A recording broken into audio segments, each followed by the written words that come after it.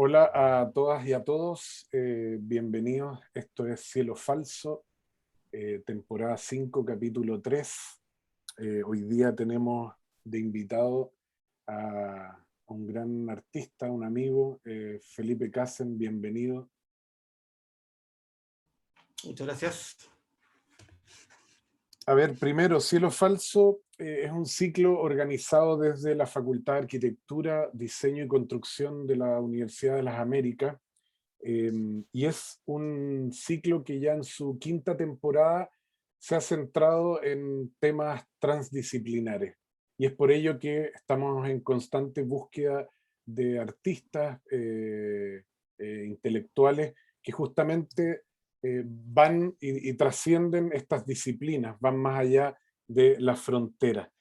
Hoy día nos acompaña Felipe Casen, nacido en Santiago el año 74. Felipe es licenciado en Letras con mención en Lingüística y Literatura Hispánica por la Pontificia Universidad Católica de Chile, el año 97.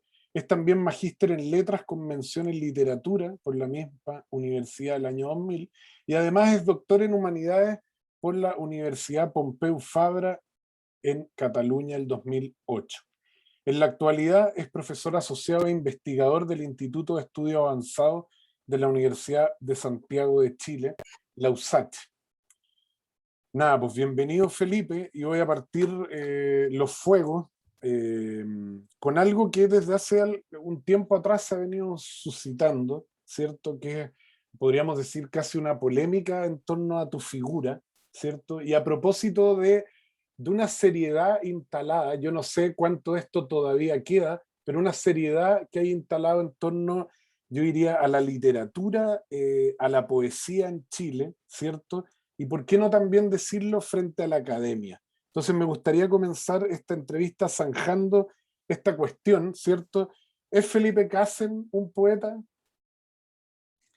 Eh, bueno, antes que nada, antes de responder la pregunta que tiene a todo Chile detenido en este momento, te quiero agradecer mucho por esta invitación. He sido espectador de este ciclo alguna vez en vivo, me acuerdo cuando participó la Nicole, y bueno, he visto algunas de las entrevistas, así que estoy muy honrado de participar acá y agradezco mucho a quienes nos van a estar escuchando.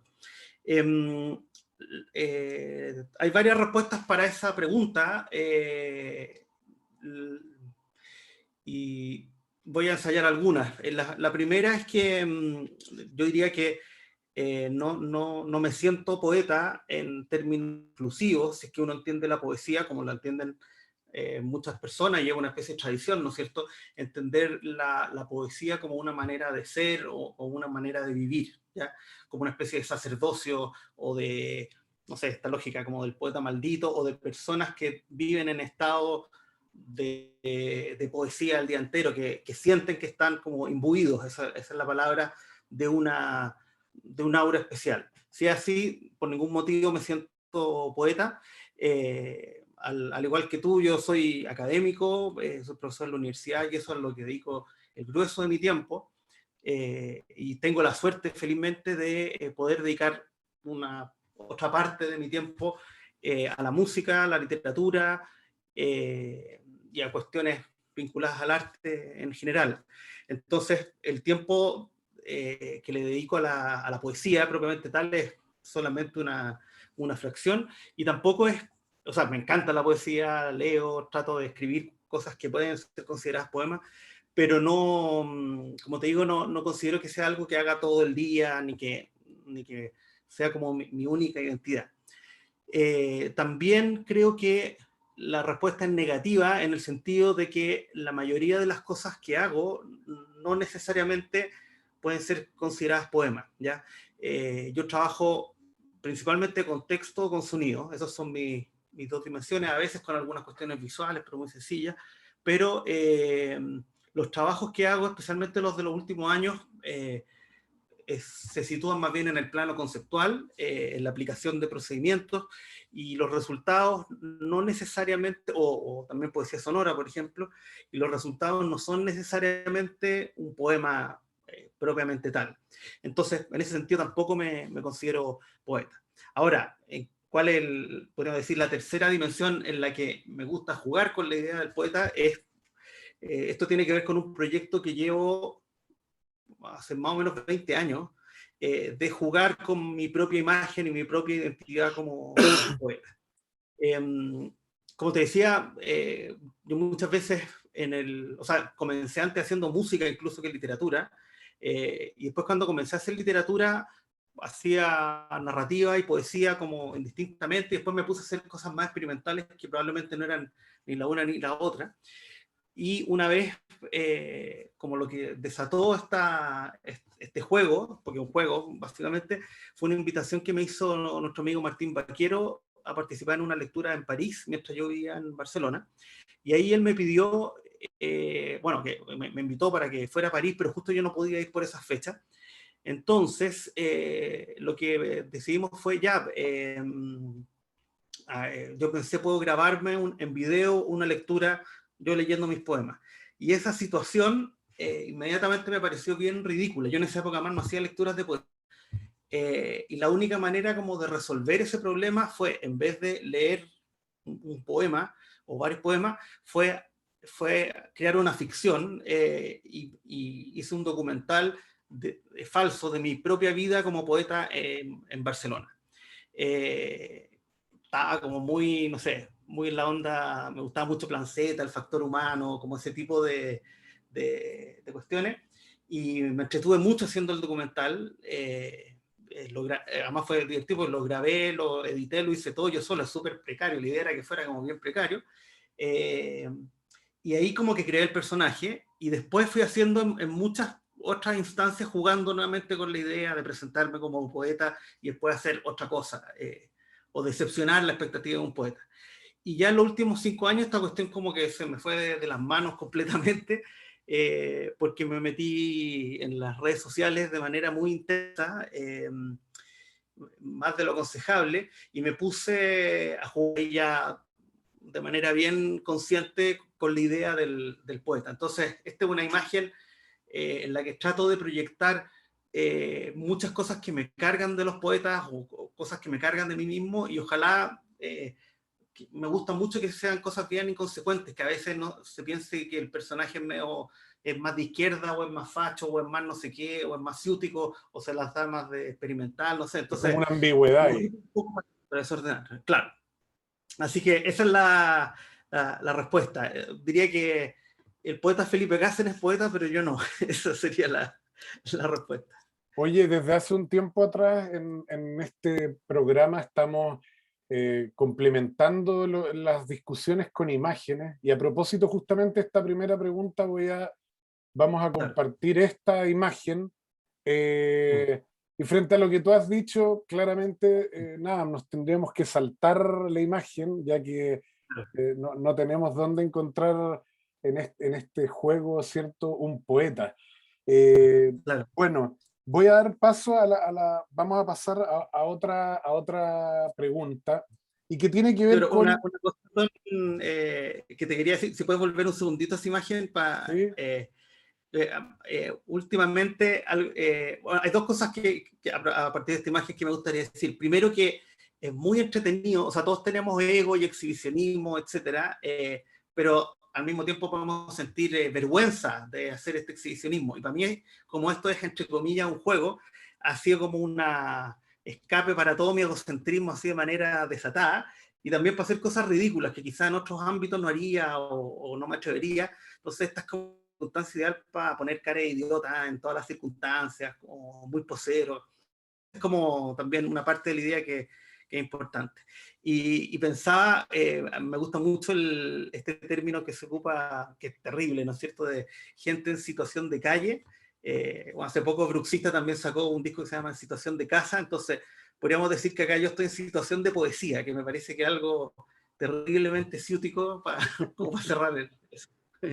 No, hermoso, pero igual me parece interesante, algo que vamos a discutir dentro de la conversación, pero este cruce con ciertos dispositivos, o sea, cómo esta discusión tú la llevas justamente a un CAPTCHA, o sea, estamos sacando un salvoconducto, probablemente nos Claro. aparece Felipe Cassen ahí justamente pidiendo esto.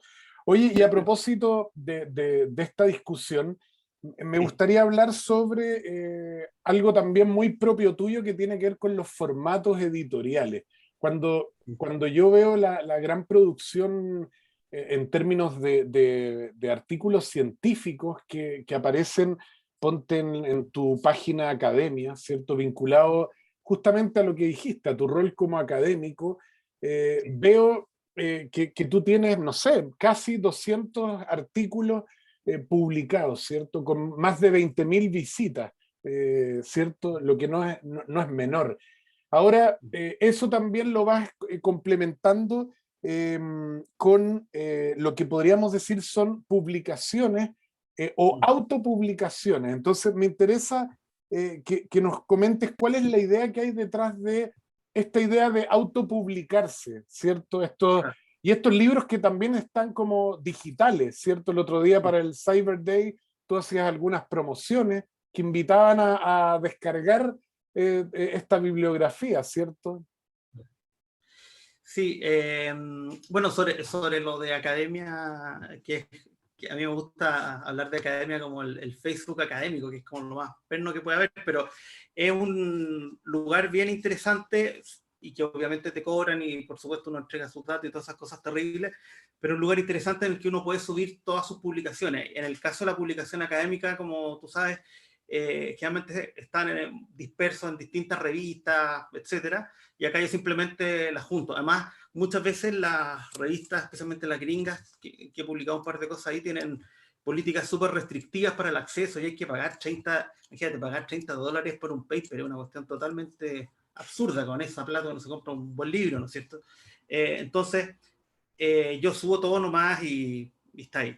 Y de eso ahora no sé, 30, 40 artículos propiamente tal, pero también hay reseñas, hay muchas entrevistas que yo he hecho a músicos, escritores, cosas más chicas, etcétera. O sea, no es tanto artículo. Pero sí, bueno, a eso me dedico y es donde tengo más puesto el foco. En cuanto a los libros, yo primero publiqué, y ahí está mi primer libro, Mi rostro del viento, que es un libro sobre James Bond. Eh, Publiqué ese primer libro y otro libro que apareció después que se llamó Título, que salió en el 2008, con una editorial que se llama Libros de la Elipse, dirigida por la poeta Marina Rate, que era una editorial pequeña, pero que se trabajaban los libros con mucho cuidado y fue además bacán trabajar con la Marina, por supuesto, que es una poeta que admiro mucho. Y los libros salieron en papel. Lo que fue interesante fue que en los dos casos yo hice el grueso del diseño. No es que sea una cuestión así tan sofisticada ni nada, pero me preocupé de escoger la tipografía y todo esos asuntos. Y creo que en prácticamente todos los libros de poesía o narrativa que he hecho siempre me he hecho cargo del diseño, aunque sea, como te digo, bien precario. Después, el que aparece ahí, Opinología, es un libro que apareció en una editorial que inventamos con Alejandro Jofré, que en esa época era el director de la revista Pánico, donde yo colaboraba bastante. Ahí sí hizo la diagramación un profesional. Eh, pero esa fue una editorial que armamos para subir cosas que fueran como los lados B de distintos escritores, músicos, etcétera. Y publicamos versiones digitalizadas de fanzines, se hicieron recopilaciones de algunos periodistas, crónicas, música, poesía sonora, etcétera. Y ahí fue cuando armamos Campshot, que lamentablemente después ese sitio dejó de existir porque se nos olvidó pagar la cuestión del El Nick. nick.cl, no sé qué, y después otro gallo lo compró y estos piratas que andan ahí recogiendo los nombres, y ya filo y perdimos. ¿No? Pero ahí me quedó gustando lo de subir PDF, en el fondo, y el año 2015, claro, el año 2015, por un nuevo proyecto que tenía, le escribí a Gordon Faylor, que es un editor de Estados Unidos, de una editorial solo de libros en PDF que se llama Chaos PDF. Yo la conocía porque Carlos Soto Román publicó un libro ahí. Este era un libro que yo hice en inglés también, porque gran parte de los libros que he hecho los últimos años son en inglés, que no significa que yo escriba en inglés. Después podemos hablar de cómo escribo, entre comillas, esos libros, pero De ahí lo que pasó, bueno, fue que aceptaron publicar este libro, publicar en una editorial como Gauss PDF o como Hysterically Real, que otra en la que he publicado. Es interesante porque uno manda el PDF, también diagramado uno, y lo suben, ¿ya? Entonces una editorial bien distinta a una editorial convencional. Y me encantó en realidad ese procedimiento, y después he publicado de manera parecida en Information as Material, que es un proyecto inglés que me encanta, que admiro mucho quienes están ahí. También con una editorial que se llama Gegen Press, que está en Uruguay, que ahí salió el libro en papel, pero también se subió en PDF, y lo mismo con una editorial en México. Entonces he participado en muchas editoriales digitales o proyectos digitales, afuera especialmente, y otros libros simplemente que no tenía con quién difundirlo, etcétera. Ahí simplemente los subí a mi página web, y varios de estos libros son así, y les he inventado nombres de editoriales, cuestiones falsas, etcétera, y da lo mismo. Y ahí he querido jugar con distintos formatos del PDF, que me parece un formato muy noble, no sé, cualquier cosa lee un PDF, entonces me gusta esa como facilidad, que también suelen ser formatos livianos en general y fáciles de abrir. Entonces como que esa fue una decisión en realidad como soy muy ansioso y no me gusta depender mucho de la gente, me carga que me tramiten, y me ha pasado muchas veces en otros como proyectos que eché a andar o que traté de hacer con otras editoriales acá en Chile, como que no me le mandaba cosas, no me decían si les gustaba o no les gustaba, o me decían como después sea filo. Entonces como que generalmente empecé a hacerlo así. Con libros del pez espiral sí hemos hecho a veces algunas cosas muy rápido, como de un día para otro. Si Daniel me llama y me dice, oye, hagamos algo con esto, ya, pum, se imprime, como panfletos, cuestiones así. Eso es bien entretenido. Pero Excelente. me gusta hacer estas cuestiones como rápido, en el fondo. Eso es la verdad. Oye, y escarbando un poco en estos libros, ponte propiamente en el Opinología, aparece esto que me parece bastante interesante porque pareciera ser que una de las como primeras aproximaciones a estos ejercicios, quizás no me quiero detener tanto en él, sino que entendiendo un poco en la fecha que aparece, digamos, cómo no decir nada del 2012, y nos pasamos, ponte 6 años después, a este otro libro que no tiene portada, ¿cierto? Que uno podría decir esto es casi una caja, un box, donde vienen una serie como de postales que me Sí. gustaría como revisar porque nada, me parece muy en sintonía a una, justamente hiciste alusión a las redes sociales, a esta Sí. cultura que parece que Chile asume particularmente, la cultura del meme. Yo creo que en la cultura del meme hay una cosa discursiva, nacional, y en Chile el meme pega, o sea, vamos a revisar aquí una serie como de imágenes que son parte de estas instantáneas, pero que Claro. yo creo que son bien, al mirarlas, claro, son divertidas, pero de alguna manera tienen una interpretación que cruza siempre una contingencia, ¿cierto? Sí. Ya más adelante voy a hablar de tus cartas al director, que también uno podría entablar una relación entre estas instantáneas y las cartas al director, que vendrían siendo otra manera, ¿cierto?, de explicar esto, ¿cierto? Sí. Pero nada, Eh, sí. Sí, dale, sí, dale. creo que, claro, esto que estás comentando, claro, eso también quería decir. Si bien tengo todo subido en la página web, me encanta cada vez que puedo trabajar con otro formato y formato impreso, feliz. O sea, no es que yo no quiera publicar libros en papel. Me encantaría, pero a veces no hay oportunidades o no tengo plata para autoeditarme o qué sé yo. Entonces, y hay otros que funcionan mejor en digital.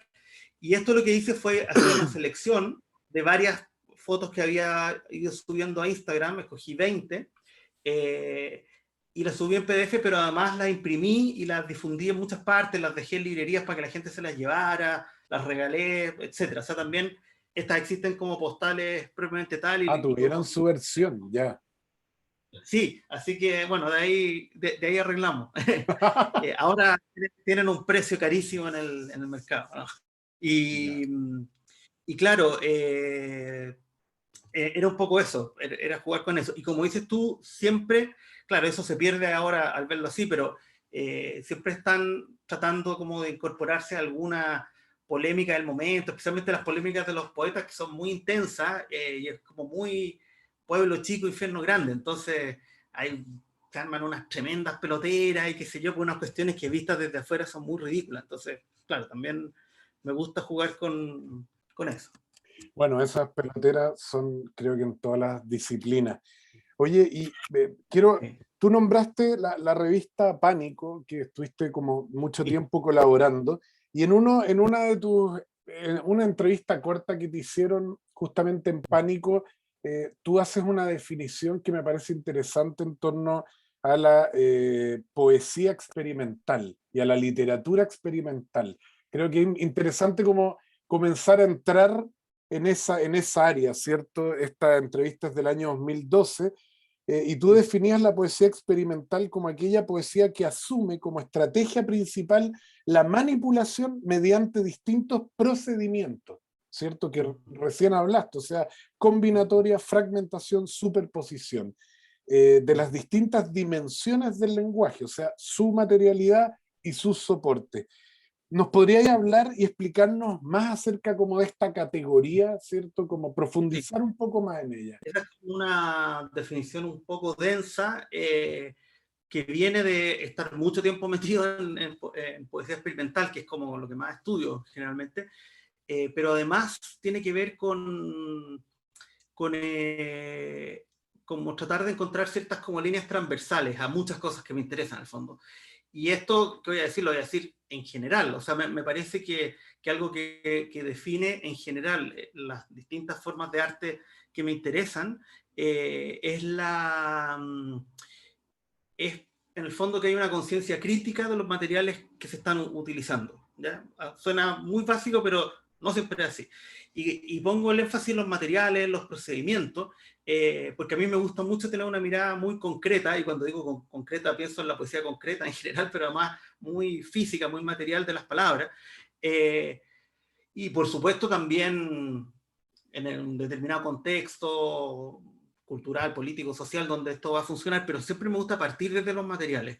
Entonces, si yo trabajo con las palabras, principalmente tengo que pensar cómo las palabras tienen sonido, tienen imagen, tienen distintas maneras de combinarse, hay sintaxis que permiten ciertas relaciones, otras no, pero que uno igual las puede probar, etcétera. Entonces tiene que ver como con esa conciencia. Y visto desde ese punto, yo creo que no habría una diferencia grande entre lo que es experimental y lo que no es. O sea, me parece que alguien que escribe un buen soneto, por poner un ejemplo, tiene también una conciencia crítica y compleja de lo que está haciendo, si es que le resulta bien, por supuesto. Y todo esto además tiene un asunto de énfasis, porque no es, a mí me carga como, esto es experimental, esto no es, esto es poesía, esto es narrativa, eso me encuentro una tontera. Sino que también creo que, pero esto por eso digo que es más un asunto de énfasis, que en mi caso el énfasis no está en transmitir un mensaje o un sentimiento, ¿ya? No es el punto de partida, ¿ya?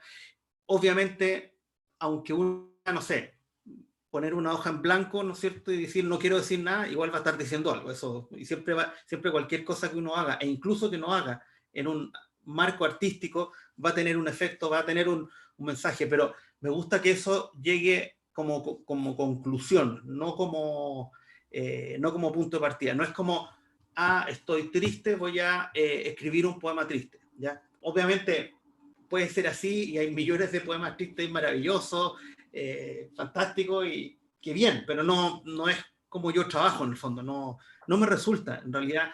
Y la mayoría de los libros y cuestiones que he hecho en los últimos años nacen de, a ver, ¿qué pasa si mezclo esto con esto y hago esto? Como de, en ese sentido experimental, como la idea es siempre estar pensando, ¿qué pasa si? Y por supuesto, muchas veces no resulta nada interesante y las que sí me parecen interesantes son las que después trato de difundir.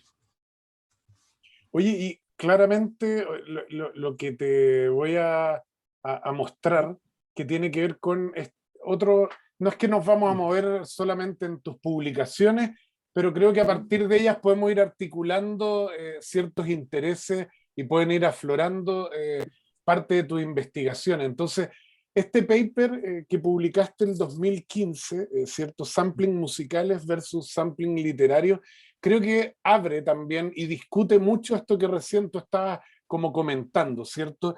Pero se introduce como el cruce, ¿cierto? Entre la tecnología, el software y la literatura. Yo creo que generar y forzar ese cruce, yo creo que ya ahí estamos hablando de algo que es experimental, porque estamos abandonando, ¿cierto?, las disciplinas en cuanto a disciplinas que tienen unos límites fijos, y lo que tú haces finalmente es cruzarla. Entonces, ¿cómo conjugas tú esta triada, ¿cierto?, que tú lo haces de manera particular?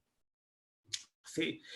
Bueno, esto que estás mencionando me hace pensar en varias cosas. Lo primero es que también esta categoría experimental es histórica y va variando. Es decir, eh, hoy puedo estar haciendo algo que parece experimental y pongamos el ejemplo, ya que aparecen en unos collages. En los años 10, en los años 20, hacer un collage tenía un efecto de sorpresa, vanguardista, ¿no es cierto? Hoy en día es algo que hacen todos los niños en todos los colegios, entonces uno no puede decir así como, oh, que experimental es hacer un collage. Por supuesto que puede tener una dimensión así, pero no es algo totalmente vanguardista y novedoso, está integrado. Y lo mismo ocurre también con el caso de las disciplinas. Yo encuentro que estamos viviendo en una época muy triste, muy pobre en términos intelectuales, en el sentido como de la poca curiosidad que existe en las otras disciplinas y el exceso de especialización que se da.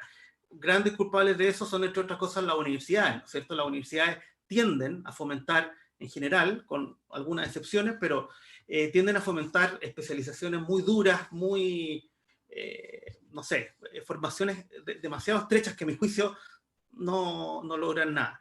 En mi caso ha sido totalmente natural esa mezcla, esa dispersión. Como te contaba, yo estudié música antes de comenzar a estudiar literatura, entonces yo era, no sé, a mis profesores ya les daba risa. En cualquier clase que hablábamos algo de literatura, y yo decía, pero en música no sé qué, como que siempre estaba pensando así.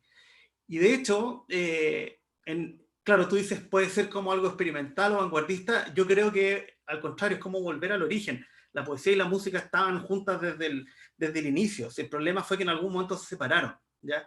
Entonces es como restituir de alguna manera una unidad, una sintonía que existe, a mi juicio, entre todas las artes. Y esto no es negar su especificidad, su técnica y todo, pero creo que siempre como que yo tiendo a verlo así siempre, como que las artes tienen que relacionarse, que uno tiene que buscar los puntos de conexión, etc. La que lo explica mejor es mi compositora favorita, Javiera Mena, que se define como una poeta melódica. Ella se ha definido a sí misma como poeta melódica y me parece una definición muy, muy bonita y muy acertada, ¿no es cierto? De pensar, por ejemplo, la letra de una canción, pensarla como poesía, no pensarla solo como letra de canción, sino ver esa unión. Y esto Oye, obviamente, como dices tú, se mezcla con también las tecnologías que ahora disponemos y que podemos utilizar.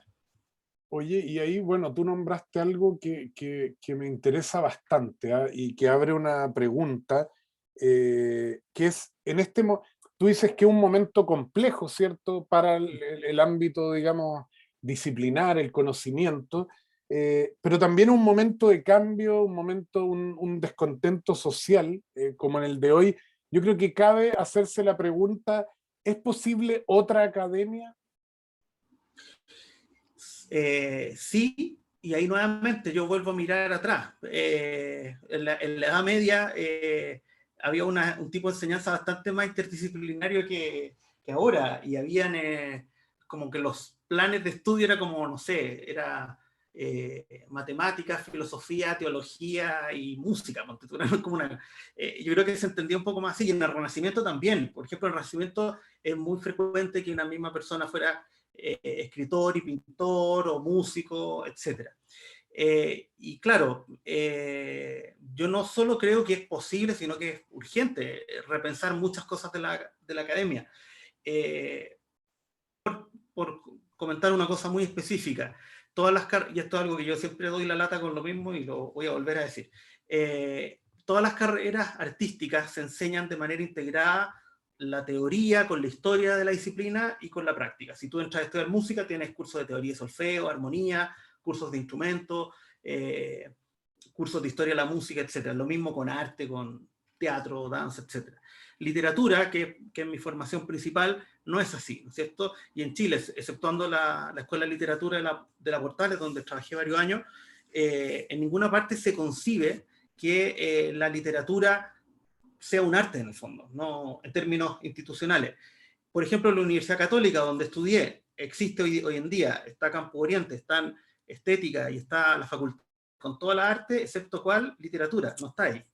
Letras está considerada como humanidades, que también, por supuesto que está muy bien el vínculo con historia y con filosofía, ya, bacán, pero eso que no se piense como arte. Entonces, yo encuentro que hay como vínculos que están como tan a la mano y que no lo estamos aprovechando, y que es bien, bien terrible. Y lo otro, que esto es más como reclamo gremial, pero bueno, estamos insertos en esto, o sea, toda la lógica de publicación, de papers, etcétera, solo fomenta la especialización. Y por supuesto uno puede ver carreras de académicos que admira mucho y que ves que van investigando acá, etcétera y todo, pero el modelo de académico y de investigador que fomenta el sistema en que estamos hoy es que una persona se dedique a estudiar, no sé, a Bolaño toda su vida y después publica artículos sobre Bolaño en la revista de estudios bolañanos y después va a un congreso de bolañanos y no sé qué, y alguien puede estar 30 o 40 años de su vida en eso. Y yo lo encuentro muy, muy pobre, es como deprimente, no sé. Sin duda. Entonces, por eso creo que es necesario eso, como tratar de ir contra esta especialización. Y lo otro, pensar que existen una enorme cantidad de espacios que se pueden desarrollar, o sea, espacios de aprendizaje que se dan fuera de la academia y que deben ser valorados y deben ser potenciados. En mi caso, por ejemplo, ¿qué es lo que más investigo yo? Literatura experimental. ¿Dónde aprendí literatura experimental? No tuve ningún curso de eso en todos mis estudios. Un par de cosas me habrán mencionado. ¿Dónde lo aprendí? En el foro de escritores, con Martín Gámez, con Martín Vaquero, Ana María Vide, Gregorio Fontel, muchos amigos que me iban pasando libros, que íbamos comentando, íbamos intercambiando información. Para mí estar en el foro de escritores fue como haber estudiado 8 doctorados. Después, cuando quería aprender música electrónica, que es otro de los temas que he estado no solo tratando de hacer, sino también investigando, lo aprendí porque el año 2006 comencé en un proyecto de poesía y música con Richie Tunacola, y me fue enseñando, le fui preguntando, me fui metiendo, etc. Y claro, y yo a veces veo las cosas a las que me dedico y las cosas de las que yo enseño en clase, casi ninguna la aprendí dentro de la universidad. Entonces, es bien... Es raro eso, es como hay una disonancia, o sea, pero bueno, por lo mismo yo trato de hacer los cursos de estas cuestiones para No, sin compartir. duda. Oye, y a propósito, y en esta idea de justamente desde dentro de la academia, Sí. a mí siempre me ha llamado mucho la atención tus investigaciones, pero desde la academia, ¿cierto? Me interesa justamente tu trabajo con la Oficina de la Nada, ¿cierto? Que es como una suerte de incubadora, un grupo de gente que trabaja temas, ¿cierto? Intereses similares. eh, bueno, ahí participan, bueno, la Megumi Andrade, ¿cierto? La Marcela Labraña y el mismo Ricardo Luna, ¿cierto? Oye, Y ya es el equipo. Sí. ¿cómo? Ese es el equipo. Y antes también han participado Valentina Bulo y Jimena Castro como, en el fondo, como investigadores. Esto nace de la manera más formal posible, que son Fondesit. son los proyectos Fondesit, que es lo más institucional que puede haber. Pero ocurrió que cuando estábamos trabajando, incluso en un proyecto anterior con Megún, Ricardo, en el fondo nos convertimos medio en productores de eventos, algo que tú también haces, y empezamos a organizar muchas lecturas de poesía, por ejemplo, lectura de poetas sonoros con artistas de video, después lectura de poetas sonoros con músico electrónico, performance, y fuimos mezclando y nos dimos cuenta que en esos espacios, a los asistía muy poca gente de la academia y asistía mucha gente, no sé, del artistas, gente ámbito. interesada, etc. Claro, era donde más aprendíamos y donde más nos entreteníamos. Eso, y no es que no nos gustara hacer clases, ni investigar y todo, pero era como el momento en que cuajaban la investigación. Esa era como lo que pasó.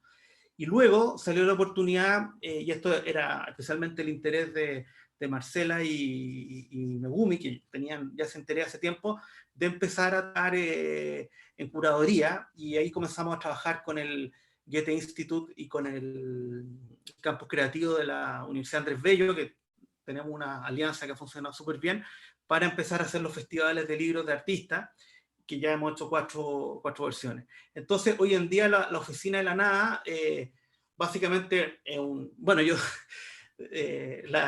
una vez que tuve que presentar, hice una ponencia sobre qué era la Oficina de la Nada, yo decía, es un chat, básicamente, porque no hay una oficina física, es un chat donde hablamos de muchas cosas, por ejemplo, el lugar también donde comentamos los singles de Javier Amena apenas aparecen, empezamos a comentarlo, somos todos muy fans de la Javiera, y cómo se llama, y bueno, y vamos pensando cosas que hacer, etcétera, y es como una manera de estar dentro y fuera de la academia. Yo creo que, y nos ha hecho muy bien como de cabeza, en el sentido de cada uno de nosotros trabaja en distintas universidades, pero esto es un punto de unión, y podemos hacer cosas que quizás no podríamos hacer dentro de las universidades o que no tendrían tanto eco, y trabajar de manera interdisciplinaria, porque todos estamos interesados en literatura, artes visuales, música, nuevos medios, etc. Y pensamos en la investigación vinculada a la creación y a la curaduría, etc. No como cosas separadas.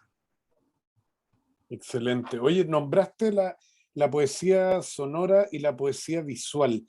Justamente en Sí. este mismo espacio, en algún momento, entrevisté a Martín, a nuestro gran amigo Martín Gavins, y le hice una pregunta similar, que tiene que ver con, tú nombraste una serie de autores, ¿cierto? Carlos Soto Román, Pía Sommer, Martín Baquero, Ana María Bride, Gonzalo Enrique, el mismo Daniel Reyes, Gavins y otros más, ¿cierto? Orquesta Poeta. Sí, hay muchos más, la lista es larga. Yo creo que esta como constelación de personajes creativos podrían armar, ¿cierto?, una escena de vanguardia, de una nueva vanguardia poética en Chile. O sea, nosotros tenemos una tradición y ahí podemos tomar ese cliché, ¿cierto?, que tú por ahí en alguno de tus libros criticas, Chile, país de poetas. Pero de alguna manera, Claro. esta agrupación que tú defines como amigos, en torno Sí. justamente al foro de escritores, configura una punta de lanza de una cierta, no voy a usar la palabra vanguardia porque tú ya me la dejaste de Sí. lado, pero sí yo Sí. creo que es como una avanzada hacia locada en su momento, ¿cierto? Sí. Sí, o sea, a ver, pasó algo así para varios de nosotros, por distintos motivos, pasamos algunos años fuera de Chile a comienzos del 2000. Andrea Banter, Martín Gavins, Vaquero ya estaba viviendo allá y sigue viviendo ahí, pero se va y vuelve. Ana María Bride también, años después Gregorio Fontaine, etcétera, y todos que no nos conocíamos entre nosotros, todos teníamos interés en la poesía visual, en la poesía sonora. Al llegar algunos a Inglaterra, en mi caso a Barcelona, Martín en Francia, Ana María en Alemania, etcétera, fuimos conociendo esa tradición muy rica de poesía experimental de los distintos países, que obviamente fuimos mezclando además con nuestras propias tradiciones, ¿no es cierto? Entonces, cuando volvimos y se formó el Foro de Escritores, fue un espacio donde comenzamos a compartir todas esas cosas. Lo que ocurrió, una cosa interesante, fue que yo te diría los primeros, no sé, 10 años no nos pescaron casi que ni en bajada. O sea, y tuvimos, especialmente del ámbito literario, o sea, les parecía horrible, nos decían, esto no es poesía, ¿qué se le ocurre estar haciendo ruidito? Eso en el caso cuando había reacción, y la mayor parte del tiempo no nos pescaban, derechamente. Había, por supuesto, gente que sí le interesó, y aunque no hacían ese tipo de cosas, igual se interesó. pero seguimos haciéndolo, y mucha gente del ámbito de las artes visuales, de la música, del arte sonoro, de la performance, sí nos pescaron, y también mucha gente de otros países, de Argentina, de México, de Inglaterra, etcétera. Entonces, en un momento, no sé por qué, esta cuestión que todo el mundo le cargaba se convirtió en cool, y como que también ahí como que se armó más una escena, y se juntaron varias cosas, proyectos como la Orquesta de Poetas, todo lo que venía del Foro de Escritores también, y eso se juntó también con lo que venía haciendo Gonzalo Enríquez con los asistentes, que eso viene como de otra tradición, ¿no? Quizá no poesía sonora, pero sí de poesía mezclada con música, y ahí se armó una cuestión muy buena que a mi juicio fue ahí cuando de verdad yo sentí que esto como que pum, funcionó más potente, que fue el Festival PM, del que se han hecho tres ediciones, y que tuvo una cuestión que a mí me parece muy notable, dos cuestiones en particular. Primero, que le subió el pelo como al nivel de performance, es decir, se empezó a hacer en un teatro, en el Centro Cultural de España, con buen sonido, se grabó con luces, así profesional, algo que antes era mucho más precario, y eso nos obligó a todos a subir el nivel de lo que estábamos haciendo, especialmente en el aspecto técnico.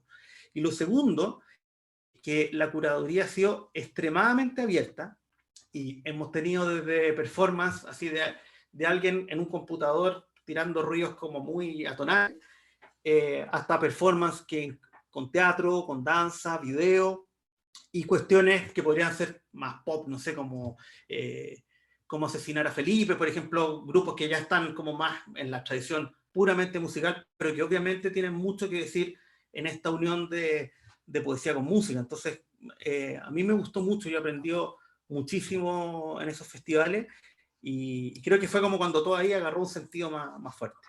Oye, y bueno, tú nombraste a los Orquesta de Poetas, ¿cierto? Poeta, sí, Se ve el libro, ¿no? Ahí sí, está, mira. Este libro, me acuerdo, Declaración de Principios, que justamente sale por Camshot el 2015. Me acuerdo haberlo ido a comprar, no sé por qué, lo googleé y lo fui a comprar a la estación Mapocho. Eh, pero quiero, sí, una quiero, creo, sí. quiero particularizar en la Orquesta de Poetas, porque hay nada, cuando los vi había una colaboración ahí muy interesante, Federico Eisner, Fernando Pérez, Juan Pablo Fante y tú. Ahí también colabora Carlos Cosiña, ¿cierto? Claro. Un poeta que tiene una tradición. Y es interesante porque en el libro, justamente en una parte que tú introduces, esta publicación, tú haces referencia como a un campo, acotas el campo de acción de la orquesta, ¿cierto? Y da una serie de referentes, pero que es súper interesante porque dice la tensión entre el testimonio y la música, y yo la quería, ¿cierto? De los electrodomésticos, la reiteración de la canción de Jorge González, ¿Cuánto aguanta un niño? Que es un álbum que es imposible hoy día conseguirlo, que es tremendo. El álbum probablemente uno de los mejores y el menos entendido por la crítica chilena. Y también aparece este cruce entre Laurie Anderson y Steve Reich, ¿cierto? Como justo a propósito de lo que tú dices, la performance. Entonces, me gustaría cómo se funda esta agrupación que es como músicos intelectuales, ¿cierto? Y por qué en un momento siempre fui fan de la orquesta, y en un momento recuerdo cuando tú dijiste me voy, y te fuiste, dejaste, ¿por qué te fuiste? Claro. Bueno, la orquesta, bueno, idea de Federico Eisner, que él ya llevaba trabajando, bueno, él es músico de hace muchos años también, y poeta y narrador, y químico, y él lleva haciendo improvisaciones de música con poetas, etc. Y lo que ocurrió fue que me llamó una vez para que nos juntáramos, y que comenzáramos a pensar si se podría hacer algo como él ya tenía en mente como la idea de orquesta, ¿no es cierto? Y ahí pensamos en Fernando, a quien yo conocía ya hace mucho tiempo porque estamos juntos en la misma universidad, y también a Fante, y armamos la primera formación. Y me acuerdo, claro, tuvimos una reunión acá en mi casa y las primeras dos reuniones fueron como escuchemos cosas que nos interesan. Y ahí Fede trajo lo de Jorge González, él lo propuso y en realidad ni me acordaba de ese disco y fue notable pensarlo así y fuimos mezclando referentes, como que nos hicimos capacitación entre todos y después comenzó el trabajo más, ahí más en equipo. Yo participé en los primeros 4 o 5 años, creo, como la primera mitad de la trayectoria. Eh, y básicamente lo que pasó es lo que me pasa siempre, que estaba con mucha pega, con mucho tiempo dedicado en la universidad, especialmente por los proyectos de investigación, además me empezaron a tomar mucho tiempo, y pasó algo que además me di cuenta que fue muy heavy, como que ahí me di cuenta, llevaba desde los 13 años en algún grupo de algo. O sea, porque primero yo a los 13 años comencé a estudiar y a tocar en un grupo de música medieval y renacentista, que fue mi primera forma musical, un grupo fantástico en el que estuve muchos años, el grupo San Nicolás. Después, como te contaba hace un rato, estuve varios años de director de un coro de iglesia. Después, cuando volví de estudiar el doctorado, estuve hartos años en un grupo muy pro de un cuarteto flautistas dulces, todos profesionales y todos secos, el que también me tuve que salir porque andaba con poco tiempo y claramente mi nivel no era, como flautista, no era el suficiente para mantener el ritmo. Y me salí de ese grupo y después me metí a la orquesta de poeta. Entonces la dinámica de ensayo semanal y todo eso se me hacía bien, bien pesada. Es así de sencillo en realidad. Y también tiene que ver como con los formatos de funcionamiento, porque yo ya llevaba harto tiempo trabajando con Richie Tunacola, pero el trabajo que hemos hecho con Richie es como no, un par de veces, mucho mail, después cada uno prepara sus cosas, nos juntamos después a armar, casi no ensayamos, etcétera. Y es más como ver cuestiones de procedimientos conceptuales. Y acá, en cambio, era un trabajo mucho más de grupo, así de ensayar, con partituras, tocar, y que además componíamos obras bien complejas, muchas veces de tocar y de armar y de montar. Entonces, eso requería una intensidad que a mí se me hacía muy pesada. Entonces como que, pues eso, como que se me complicó mucho poder mantenerme así con los ensayos semanales o con posibles giras que estaban como en el camino y a mí se me hacía complicado. Entonces por eso me salí, pero lo que me encanta es que hemos seguido colaborando y haciendo miles de cuestiones juntos igual, o sea nos vemos siempre en distintas circunstancias y colaboramos de distintas maneras todo el rato. Entonces, yo me siento parte todavía del grupo en ese sentido, como de la constelación de la orquesta. Y, claro, y además le empezó a ir mucho mejor después de que yo me fui. Empezaron a viajar, a grabar más discos y todo, así que era obvio que tenía que irme. No, y siempre nos echamos tallas no sé, en cuestiones públicas, me sacan en cara que me fui del grupo, etcétera, y echamos la talla. No, pues son grandes amigos y nada, es como personas con las que siempre vamos a estar colaborando de todas maneras. Oye, a propósito de las colaboraciones, este patrón como de trabajar con otros es sumamente como, tú lo sigues como reproduciendo, porque yo veo que, no sé, pues, pienso las miles de colaboraciones que has hecho, pienso en Martín Gavins, los Trisom, yo iba ahí a Galería Blog a ver justamente Sí, todos esos eventos que se sí. hacían justamente en pequeñas galerías, en pequeñas salas, justamente con el parlante o el equipamiento de algunos de los músicos, algunos de los poetas, ¿cierto? Es bien interesante también, no sé, los buzos tácticos, los Kate Haring, ¿cierto? Esta es probablemente tu última como agrupación, ¿cierto? Entonces, nada, creo que ahí hay bueno, los Kate Haring con Ricardo Luna y Claudio Pérez, me parece que es como el último como episodio colaborativo tuyo, bueno, con dos grandes como exponentes ahí como colaboradores.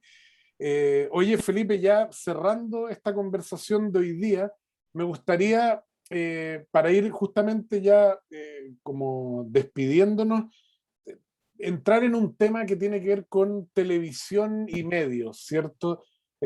a propósito del título de un libro tuyo que era La cultura entretenida, ¿cierto? Que era como el guiño a lo que en algún momento el eslogan TVN lanzaba, ¿cierto? Con un sillón rojo, la cultura entretenida. Entonces, te quiero llevar como a tres, como yo diría como episodios, ¿cierto?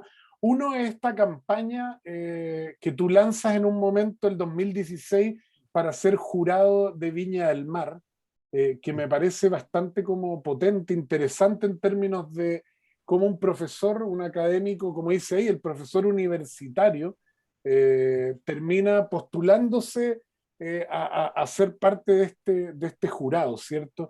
Luego también están lo que comentamos en un inicio, las cartas al director. Estas entiendo que las publicas en el LUN, ¿cierto? En Luni, especialmente en la segunda. Ya. Pero Lo, me parece lo que súper significa que debo interesante. estar haciendo algo muy mal. ¿Cómo? Que, si me las publican en la segunda, es que debo estar haciendo algo muy mal. Ok. Pero bueno.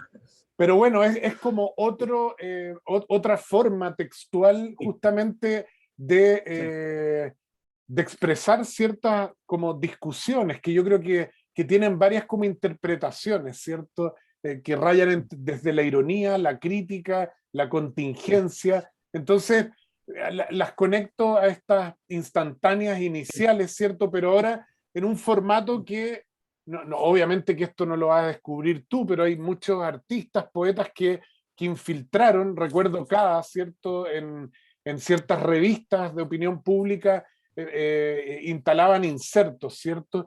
Y como tercer como estadio, me gustaría como comentar esto, ¿cierto? Como una especial, y que ya lo comentaste a propósito de Javier Amena, una especial atención con estas tres figuras que tú tienes, sí, ¿cierto? Que es Javier Amena, Felipe Abello y Marcelo Bielsa. sí, Pero Marcelo Bielsa en particular, ahí tú tienes como un tema nada, que va más allá, ¿cierto? O sea, estuviste en Leeds, no sé si hace 2, 3 años atrás, y donde sí, fuiste invitado a dar una charla y te pones sí, la camiseta del equipo que dirige sí, eh, Marcelo Bielsa. Cuéntanos un poco esta relación sí, que tú tienes con esta cultura entretenida. sí. Bueno, lo primero que quiero decir es que esta es quizás de las cosas que hago las que más me entretiene. Y en realidad yo todo lo hago para entretenerme. Es como mi objetivo en la vida, es no aburrirme. Entonces la academia y la investigación y las clases es una manera de entretenerme, hacer música, leer, ir a conciertos, etcétera. Son maneras de entretenerme. Entonces, la primera como respuesta, ¿por qué hago estas cosas? Porque sí, porque me entretiene y porque también no quiero encerrarme en ser como una persona que se toma demasiado en serio o que pone fronteras donde yo creo que no tiene que haberlas. ¿Ya? A mí efectivamente me gusta la literatura experimental, escucho música, pero también lo que más me gusta es la música pop, el electropop, yo diría que, o la electrónica en general es como lo que más escucho.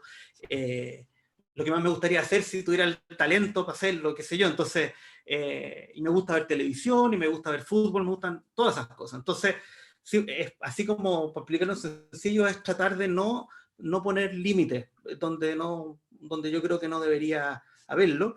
Y a eso se le suma una cuestión muy exhibicionista y de querer llamar la atención y todo eso, obviamente, ¿no es cierto?